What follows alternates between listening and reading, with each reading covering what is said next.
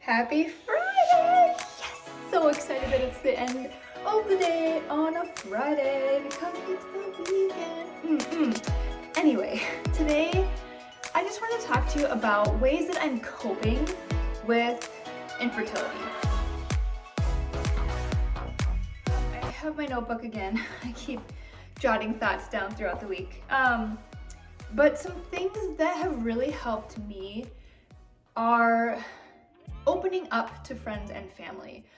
I feel like when I was keeping it a secret, I just was really awkward and didn't even want to go out to see people because I don't like keeping secrets. I don't like having this huge secret that I'm struggling with and they don't know about it, because it's very hard to act happy and be social when inside you're totally torn up and you've been crying your eyes out and you're depressed and you're just faking that you're happy. That's really, really hard. So once I became open and honest with friends and family about what I was struggling with and how it felt and things like that, I just felt so much better. I felt like this huge weight was just lifted off of me and I could finally be myself. And if we were talking about my infertility journey and I started crying, it was totally okay. They were there for me. They were supportive. And that made, like I said, a huge difference in the way that I acted around people that knew about my journey. Something else that kind of helped was joining infertility Facebook groups. I'm more of an observer in things like that. I'm not someone to go online and just type out my life story and be detailed and everything. I prefer to read other people's stories and how they're thinking and feeling and then be oh, I feel like that too. And that really helped me not feel alone and to realize how many thousands, possibly millions of people are going through what I'm going through or have been through it. Knowing that I'm not the only one really, really helped my mental health, and it just has helped me cope. I really, really love watching YouTube videos, so especially on this topic, but just listening to your stories and watching your journey and then being able to talk about my journey on the same platform and connect with you guys, it has really, really helped. I feel like my YouTube channel is an outlet for me to just express and document, of course, what I'm going through and the process, and so that finally, once I'm a mother, I can look back and I can even have my kids watch it when they're older and be look how much we struggled to have you. And so, I don't know, I feel like it's kind of a hobby that's just really helped me. Another tip kind of goes with the first one, is allow yourself to feel your emotions. Don't hold it in. If you're having a day where you need to scream, you need to hit something because you're angry, you're frustrated, get those emotions out. Obviously, don't go around hitting people, but I don't know, punch your pillow, punch your bed, punch the couch. If you have a gym or a punching bag nearby, go do a boxing session. If you want to scream, scream into your pillow. Go on a hike onto a high mountain and just scream and let it all out.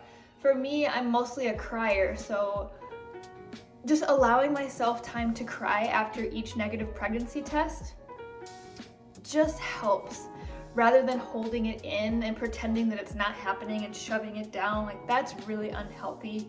That's gonna make you start lashing out at people around you, and you're gonna be a really irritable person. At least I can be a really irritable person when I don't allow myself to get my emotions out. So I just encourage you to feel your feelings because they are valid. They are not silly. They are not overreactions. If that is how you are feeling, it is 100% valid. So please, I encourage you to let them out. Something else I wrote down that I've kind of done is taking a break from social media or just muting people, especially on Facebook, you see like 30 pregnancy announcements, at least it feels like I do, each week, from people that you went to high school with, or that you know, or that you used to know. Like, it feels like everybody and their mother is getting pregnant and posting it on social media. So I encourage you, if that is really hard for you to see and be bombarded with, just mute those people. It's okay. Like, once you feel better about it, or you finally have your baby, then you can unmute them and you can all celebrate together the beautiful children that you have.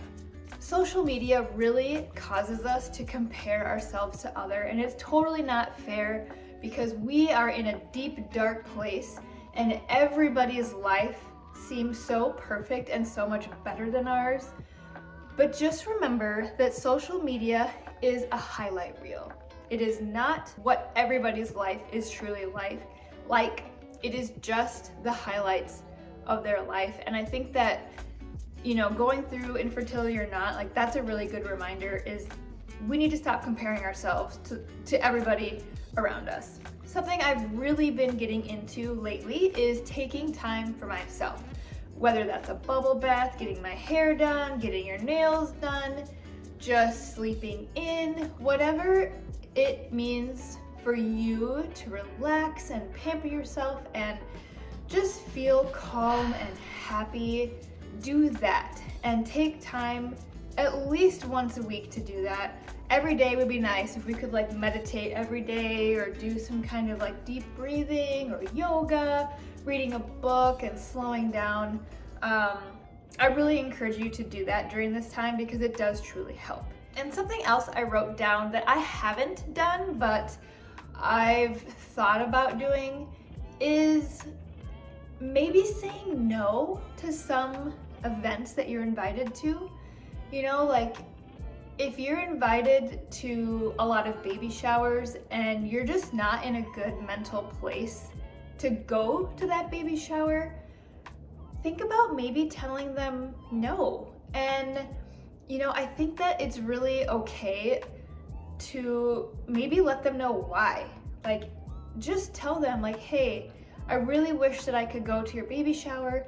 I'm just not in a really good mental place right now with my infertility, and I feel like if I were to go, I might bring the whole party down by crying, or I'm not comfortable with going. And if those people are truly your friends, they're going to completely understand. And I just think it's really important to not like hide your feelings and then go to this event that is going to be absolutely devastating for you to watch. And if you have to like run to the bathroom and cry, or you're sobbing the whole way home, like, maybe it's just not worth going. And I know that's really hard to do, but it's just something to think about. Like, if you just can't handle going to those type of events, then maybe just consider not going at all. And I hope that my tips maybe help somebody. And if you're going through infertility, just know that you're not alone. It is not your fault. I am there with you. I would love to connect with you. You can message me on Instagram. You can find me on Facebook. You can comment below just to say like, hey, rooting for you, or like, your videos are really helping me. Like, I would just love to connect with some of you.